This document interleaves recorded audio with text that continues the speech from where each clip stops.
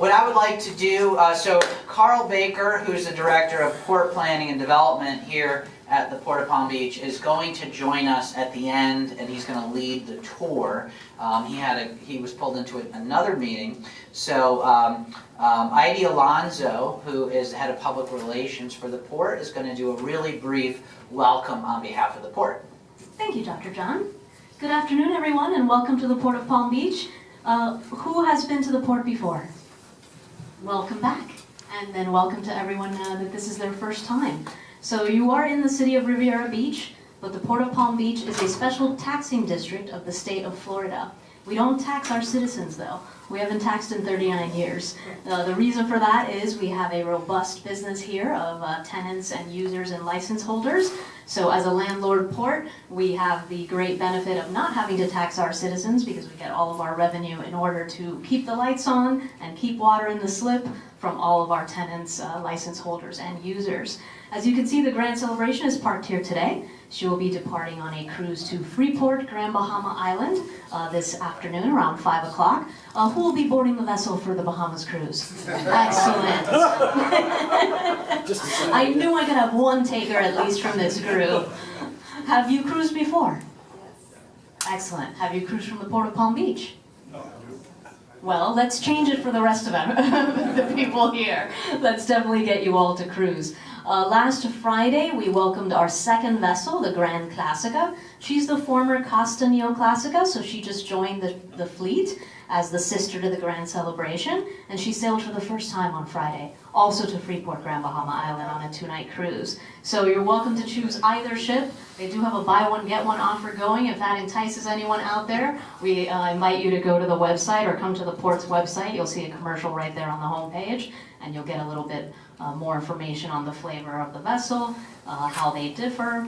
They're about 1,800 passengers each. We apologize that she's blocking your gorgeous view of the port, but she will have to do. So welcome again. Thank you for being here, and thank you to Dr. John and his team for hosting the seminar here. Thank you. And we're excited to learn more about the port on the tour after the lectures. So the title of this talk is Automation in Transportation. And, you know, if you're like me, I think you probably have a lot of questions about what automation means. And I suspect that after we hear from our speakers this afternoon, we'll probably, if it's a good presentation, which I'm sure it will be, we'll probably have more questions than answers, right? Because this is a very emerging topic.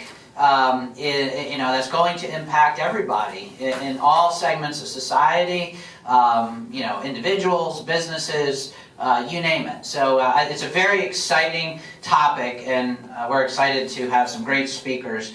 And also one of our co-hosts from FAU is Evangelos Kaiser, who has a federally funded research center, the Freight Mobility Research Institute. And I'd like to ask Evangelos to come up here and do a brief welcome as well. Thank you, John.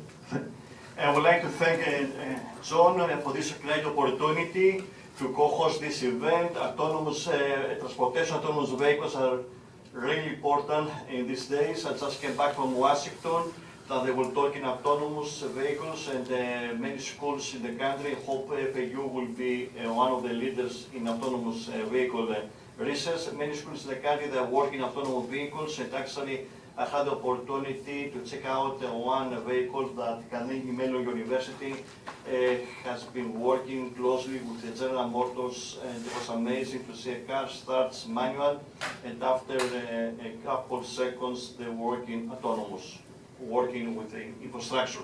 By the way, my name is Evangelos Kaiser. I'm a professor at the Florida Atlantic University Civil Engineers Department and director of the newest funding Freight Mobility Research Institute, the house in FAU. We are working in the different areas related to the freight mobility. One area is autonomous terminals, autonomous vehicles inside the terminal, and we're looking forward to see how we can work on that. Thank you, John. Yeah, thank you, Evangelos. And we're excited to continue to partner together. So we're going to kind of move into the panel. This is really briefly the overview. We're going to have 3 presentations. from Lewis Merlin, Dr. Merlin, Steve Lockwood, and Dr. Tim Schwanen from Oxford. And then around 3 o'clock, we're going to break. We're going to load, for those of you that are joining us on the port tour at 3:15, we'll do that for about 45 minutes on a bus. And then we're going to meet at 4 o'clock at Rafiki Tiki for a happy hour. So hope you can join us for those events. And Dr. Merlin is an assistant professor in the School of Urban and Regional Planning at FAU.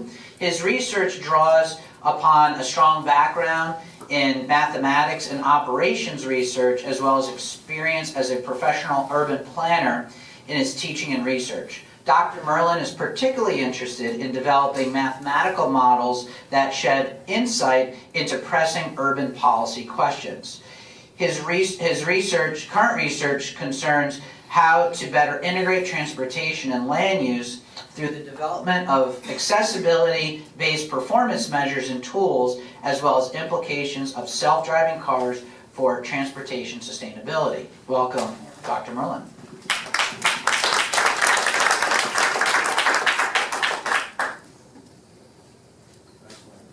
This looks like, okay, I want to do Stephen's presentation. Out of order. No, they're all together, so I think they just put the... And then you can do Canvas.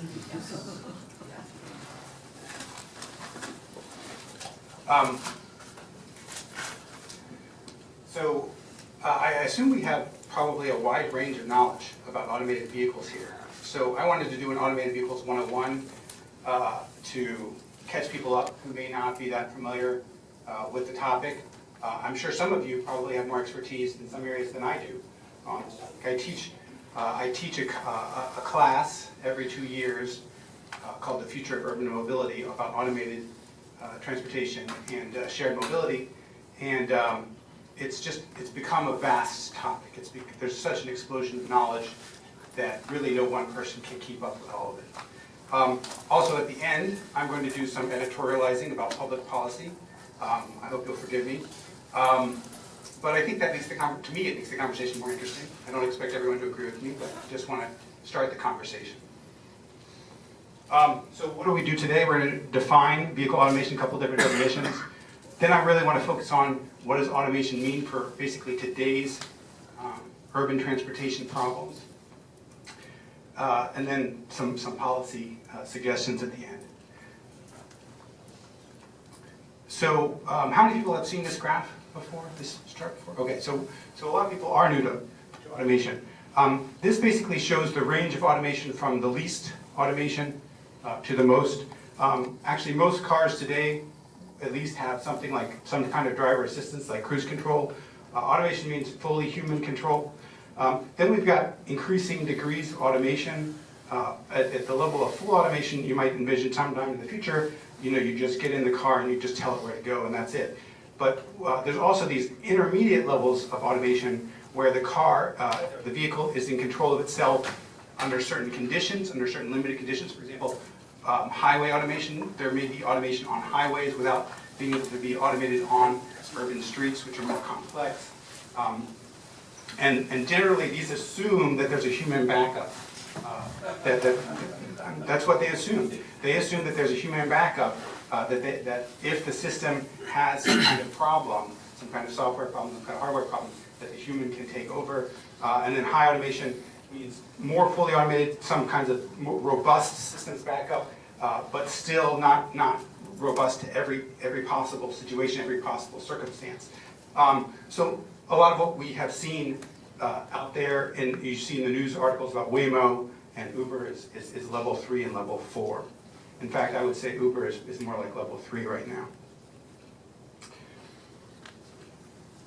So this is just a list of products that are already on the market. This list I made, I think 2 years ago, is already quite outdated. Adaptive cruise control. So the idea of adaptive cruise control is a level 2 automation idea that you combine two technologies. One technology that keeps you in your lane, and another technology that keeps the distance between you and the vehicle in front of you.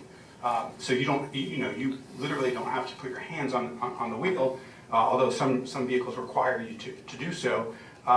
That's basically, if we go back here, that's basically partial automation. It's not really a full brain to drive the vehicle. It's just really doing those two functions. You still have to watch. You still have to be, you are still the person in control. You're still the entity in control, I guess I should say. Super Cruise, GM has said that they're going to have a no-hands highway automated vehicle soon. I don't think that's out yet. Tesla, the automated Tesla that people have seen a lot, that's technically level 3. That still considers a human to be the backup for that system. Waymo recently, since I read this, since November 2014, they've been operating their vehicles in Arizona without a human backup. So they are presumably at level 4 right now. One of the things that some people may be aware of, some people may not be aware of, is that these, I'm getting feedback here, so I shouldn't go, is that these vehicles are highly dependent on very, very detailed maps of the urban environment, which is why they keep driving basically the same streets over and over again, why these tests are very city-specific. Over time, they accumulate the data on the specific geography of the streets, and each entity, you know, Google has their own comprehensive map, Uber has their own comprehensive map, and so on. And it requires these detailed maps for them to work. So what's unclear is, because of this dependency on these highly detailed maps, is what happens when something unexpected changes. For example, if there's major construction, if there's a large storm, could that interrupt the ability? And also what that means is, just because a vehicle is able to be automated, say in Phoenix, you take that vehicle to Dallas, it will not work unless you have those detailed maps to back it up. So, talked about the levels of automation. There's really a whole other concept of automation that's out there, which is called connected vehicles. And these two concepts are related, automated and connected. I prefer to avoid the term autonomous. Why do I prefer to avoid the term autonomous? Because in the future, not only will vehicles be automated in terms of driving themselves, but they'll also be connected in terms of communicating with each other and communicating with infrastructure. And if you're collaborating and communicating, you're not autonomous. You're working together in a systematic way. So certainly in the future, we hope the vehicles will be both automated and connected. But you don't have to be automated to be connected. You can transmit your velocity, your location, to, say, traffic signals to other nearby vehicles. As a pedestrian, you could transmit your location to nearby vehicles, even without being automated. That's just basically having a communication systems in place that transmits signals in real time, and having a standard for communication that all vehicles and infrastructure are using the same language. One of the early debates, and this debate seems like it's already been passed, is should we lead with connectivity or automation? In the US DOT, they were actually leaning towards leading with connectivity, because there are immediate safety benefits to connectivity, but you know, they were too slow, and we've already got automated vehicles out there. We're probably going to have to retrofit the connectivity into the automation. So, you know, if you want to visualize connectivity, this is a nice simple graph. Basically, every vehicle, every moving entity in the urban environment transmitting its location, transmitting its velocity, transmitting in real time its intended behavior, its braking, its accelerating, and therefore, you know, being able to see around corners, being able to see the person braking in front of the vehicle in front of you that you can't see visually. This has the potential to make great improvements both to safety and to the efficiency of the system. And so I just want to be clear, the concept of connectivity and the concept of automation are two independent concepts. Probably in the future we'll have both, but they're not the same. Okay, so that was the Automation 101, what it means. Now we're going to talk about what does this mean for current urban policy challenges? And it's exactly like Professor Rene said, I'm going to probably ask you a lot more questions than answers, or present a lot more questions than answers. A lot of times when people talk about automation, we picture these future systems where there's no traffic, where everything's moving synchronously together, everyone's moving the same speed. There's no traffic. People have even said there might be no traffic lights, because if all the vehicles talk to each other, then we don't have any traffic lights. The problem with this is that the shift to automation is going to take several decades. There's no way that even if these systems are possible in concept on real public streets, these systems are not going to be possible for at least several decades. And why is this? There are a couple of reasons. One is vehicles last a fairly long time these days. The vehicles that are on the roadway now aren't going to disappear. They're going to be on the new vehicle that's bought today. It's going to be on the roadway for 10 or 15 years, or maybe even 20 years.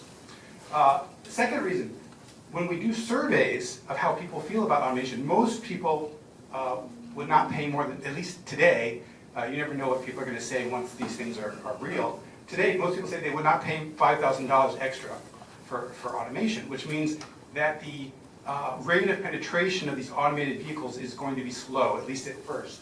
So from the time we are here to the time we're 80, 90% automated, we're talking about several decades. So even if we can envision the benefits, we're going to spend a lot of time in this really confusing period of mixed traffic, where we've got human drivers, and we've got automated vehicles, and we've got connected vehicles, and we've got unconnected vehicles, and everything has to somehow work together. And that's really, frankly, it's going to slow down a lot of the upside potential of these technologies. Automation and safety. I'll just say up front, I sincerely believe that automation and connectivity are going to make roadways much, much safer. However, we should be systematic when we think about this. Automated vehicles are going to be much better at certain things. They're not going to get distracted. They're not going to get drunk. They're not going to get angry. They have the opportunity for real-time connectivity, communicating exactly where they are and what they're intending to do in real time. But there may be new safety issues that we haven't anticipated yet, or that we have anticipated, but we don't know how big they are. And the two ones that come to mind are hacking, right? You have the automated vehicle that drives itself. What if someone hacks into that and tells it to do something that you don't want it to do? The other big issue is failures. I have an iPad mini. I play games on it. It fails every 20 minutes. These automated vehicles are run on software, right? And what happens when they fail? They have to have really robust system architectures that they fail in an intelligent manner. Am I missing the bottom part of my slides? It looks like some of your slides are cut off on the bottom, so I'm not sure why. Related to safety is liability. And I think we can kind of see where this one is going. Under current law, the driver, the human driver, is completely responsible for the vehicle and what happens. Even if you have a Tesla, you are still, under current law, you are still responsible for the crashes that occur while you're driving. But we can kind of see down the road, as we get more and more automated, that's likely to change. It's likely that we're going to shift from a driver liability to a manufacturer product liability paradigm, where the manufacturer is going to be more, as these vehicles become more automated, the manufacturers will be more likely to be responsible for a crash. And in fact, some of the automakers, Volvo, said, our automation, we're not even going to ask other insurers to insure us. We're going to insure ourselves, because we understand the safety and the liability better than any insurer. This is a real problem for auto insurers, because these systems are so complex. How do they underwrite them? How do they understand their risks? There's really they don't have the data. They don't have the information to understand the risks of automated and connected vehicles. Automation and congestion. Who thinks this is going to be a good news slide? Who thinks this is going to be a bad news slide? Okay, most of you are skeptic, not saying anything. That's a good thing to say. That's where I am. I don't know if it's going to be good news or bad news. There's actually an article in the Sun Sentinel this weekend saying that automated vehicles may not help with congestion. So there's a couple of reasons why. Now, again, in theory, automated vehicles can platoon, which means they can drive at the same speed at a very close distance together. Actually, more properly, connected vehicles are better for platooning than automated vehicles. And that can increase the capacity of the roadway. You can also increase the capacity of the roadway widthwise, because they don't need as wide lanes. They're driving in a much more precise fashion. But there's some other some problems. Is these benefits really don't show up until we have, it's the vehicle transition problem. We're not going to have most vehicles, or 80 or 90% of vehicles, be automated for several decades, so we can't really get many of these benefits. Automation is likely to place more people on the road, people who can't drive now, people who are blind, people who are disabled, young teenagers. More people will be driving, and people may be driving longer distances, and all of that may lead to more congestion. So this is really a big question mark. It's not, I wouldn't say that we're definitively going to have better, less congestion, or definitively we're going to have worse congestion. I would say there's actually a lot of uncertainty about this. This says it may make sense to identify some areas to be automated and connected vehicles only. So for example, right now we have HOV lanes. We could have an automated and connected vehicle lane.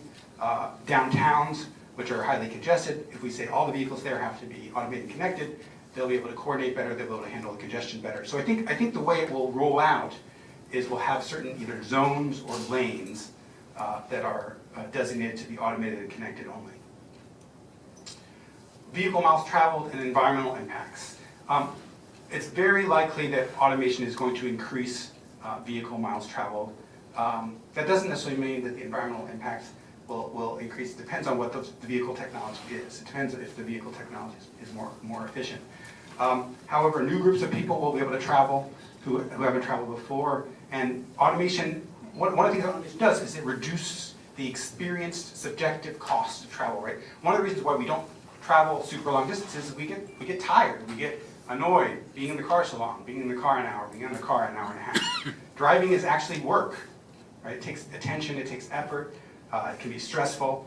If all of that work is lifted off of you, if all of that work is lifted off you and done on an automated basis, and you can do whatever you want during that time, you can watch a movie, you can call your friends, then people may drive more. And it seems quite likely that people will drive more. So this is the view of the future from the past. These people are watching TV and drinking coffee and playing games. It only works on that way. Yeah. Automation and new shared modes. So one of the things that automation may do, already we're seeing a growth in shared modes. We're seeing a growth in Ubers and Lyfts and other kinds of new forms of transit. Automation, I think, will make these modes much more prevalent and much more successful. Automation makes the ability to demand a vehicle, to hail a vehicle on demand much easier. Of course, probably all of you have used Uber and Lyft to know how easy that is. Cost. If automation is expensive, if it is more than most people are willing to pay for, you may not be able to buy your own automated vehicle, but you may be able to easily share an automated vehicle, right? Because that cost of automating that vehicle, even if it's quite high, if it's in a shared vehicle, that cost is spread out among all of the users.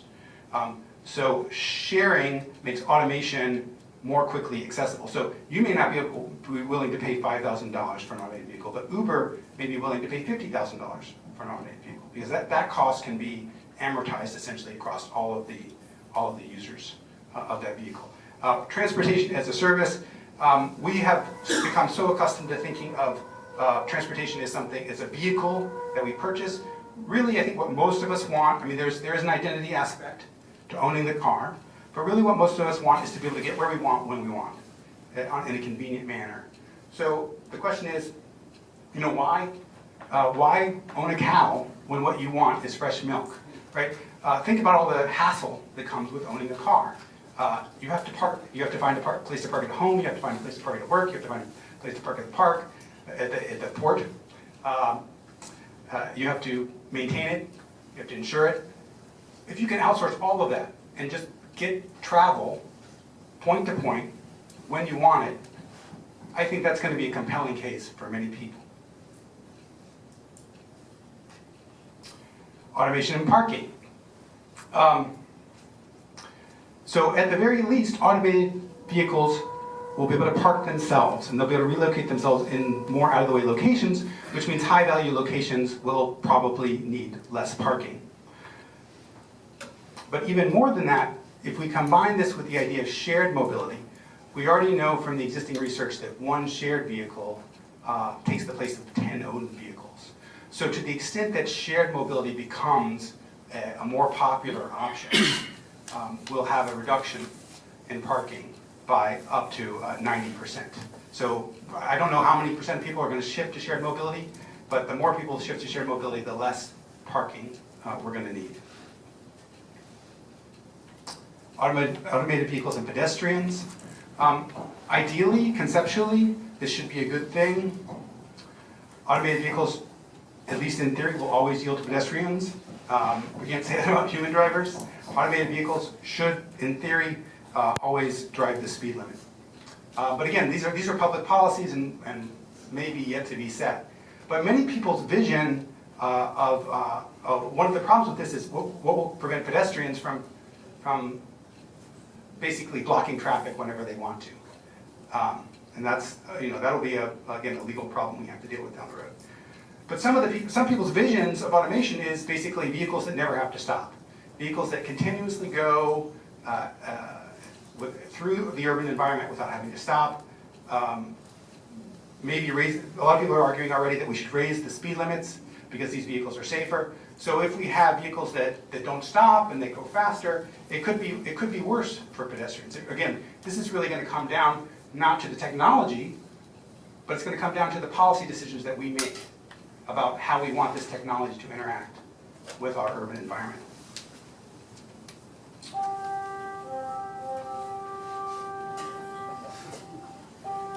Get ready for the invasion.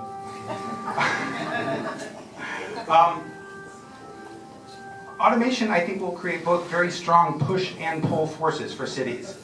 As the ease of long-distance travel gets easier, we may have a new wave of sprawl, particularly in areas with unaffordable housing. So, maybe I don't want to spend $10,000 on an automated vehicle, but $10,000 additional dollars. But if that's going to save me $50,000 in my home, that's a very logical decision to make. On the other hand, the ease of shared mobility in urban areas and the reduced need for parking are probably going to generate a new wave of infill. So I believe that we're both going to have strong inward pushes and a strong outward push due to automated mobility, probably at the same time. Some people are saying this is going to drive a new wave of super sprawl. Some people are saying this is going to drive a new wave of urban development. I don't see any reason why it couldn't do both. Okay, so now we're starting to delve into the policy aspects. So mostly I've been presenting you with how this interacts with our current urban problems. So the question is, how should we invest in transportation infrastructure? And I'm just going to say some pretty obvious things. It may not make sense to widen roadways if automated vehicles will be able to use the existing roadway with substantially more efficiently with less vehicle spacing and more narrow lanes. So the way we decide how much transportation infrastructure we need is we project 20 or 30 years from now how much traffic there's going to be and how much capacity that requires. It's very difficult for us to do that now because 20 or 30 years from now the technology is going to be quite different. It may not, just with roadways, it also may not make sense to build some kinds of transit. If new shared mobility systems that are responsive on demand are going to be able to provide better service and are going to be able to be just as energy efficient. And just throwing out a thought here, I think what's undergirding or what's going to make all of this possible, all of these revolutions, these transportation revolutions possible, is information. And perhaps where we should be betting our dollars is on gathering and collecting and analyzing this information and distributing this information, because this is what's going to allow the next generation of transportation systems. Okay, so this is the last section of my presentation. This is going to be where I'm going to get opinionated and stir up some discussion. Although we also have 2 more presentations to go. In the U.S., we typically have a dialogue about is there enough regulation? Is there too much regulation? Do we have over-regulation? I sincerely believe that in this case, we need standards and regulations to accelerate development. Having ambiguity, having a lack of clear policies, having state-by-state policies that all have different rules is confusing things and slowing them down. The Uber crash makes it clear that there's probably no long-term viability in letting market actors self-regulate for safety, right? If we're going to say you're going to regulate yourself for safety, and then there's going to be death, pedestrian death, or any kind of death, then everything's going to come crashing to a halt because we don't have any information.